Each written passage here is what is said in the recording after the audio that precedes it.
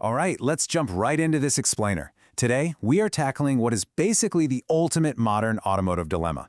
We've got our hands on some fresh, hot-off-the-press data from January and the first quarter of 2026, and wow, it paints a fascinating picture of what we, as global consumers, are actually buying right now. You know, if you just look at the streets lately, you might think, hey, everyone is only buying massive trucks or going all in on electric. But when you dig into the raw numbers, a totally different, super competitive battle emerges. It really boils down to this epic heavyweight title fight, SUV or sedan. And look, this isn't just about car shapes, right? It's a clash of philosophies, budgets, and just our everyday realities. In one corner, you've got these commanding, multi-purpose utility vehicles that have just been taking over the world. And in the other corner, the incredibly resilient, highly efficient passenger sedans and hatchbacks that absolutely refuse to throw in the towel. Okay, here's our roadmap for today. 1. SUVs versus sedans. 2. The January data. 3. The SUV hegemony. 4. The sedan resistance. And 5. Why choose a format? Section 1. SUVs versus sedans, the global heavyweight matchup.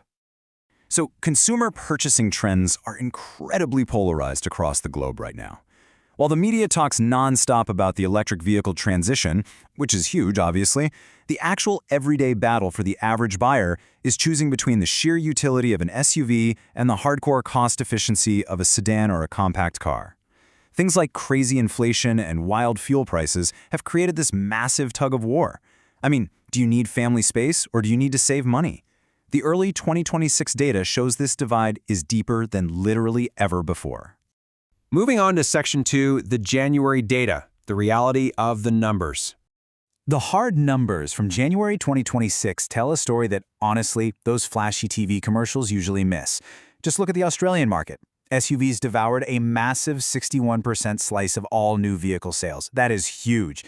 Meanwhile, passenger vehicles, like your standard sedans and hatchbacks, made up just 16%. Buyers down under are heavily prioritizing that utility format, even though fuel crises are kind of nudging them toward the smaller, slightly more efficient SUVs. But then, you jump over to Europe, and the context is completely different. In January 2026, the European new passenger vehicle market actually shrank by 3.5%. Ouch, right? When economic pressures hit like that, it actively changes what kind of cars people are willing or even able to buy. Inflation and high living costs are forcing European consumers to radically rethink their budgets.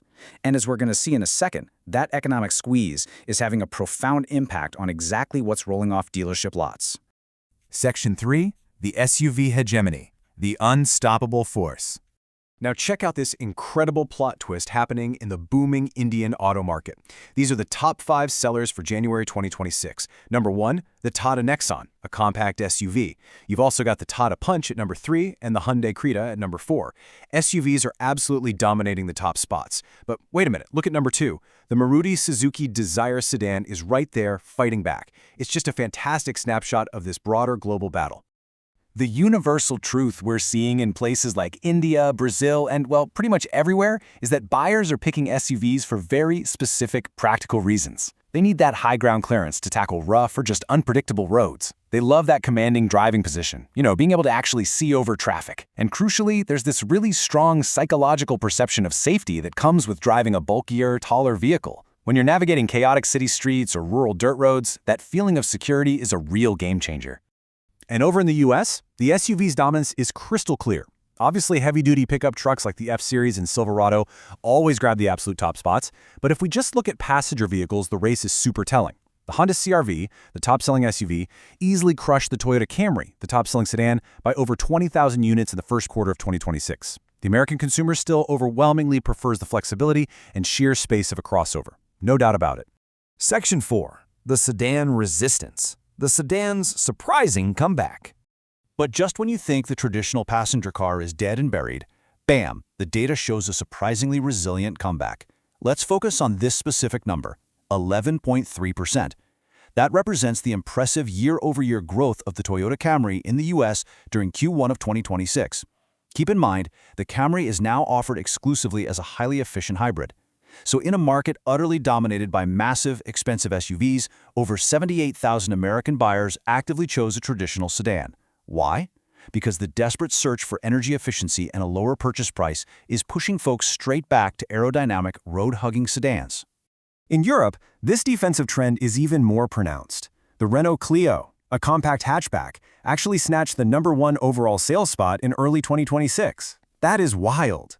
It proves a strong return by consumers to affordable, compact passenger formats. European buyers are actively hunting for lower costs, killer fuel economy, especially those full hybrid options, and urban agility. When inflation really bites, that massive SUV suddenly starts looking like an unnecessary luxury compared to a nimble, super-efficient compact car. And we see this exact same thing mirrored in India. The Maruti Suzuki Dzire locking down the #2 spot with nearly 20,000 units sold in a single month.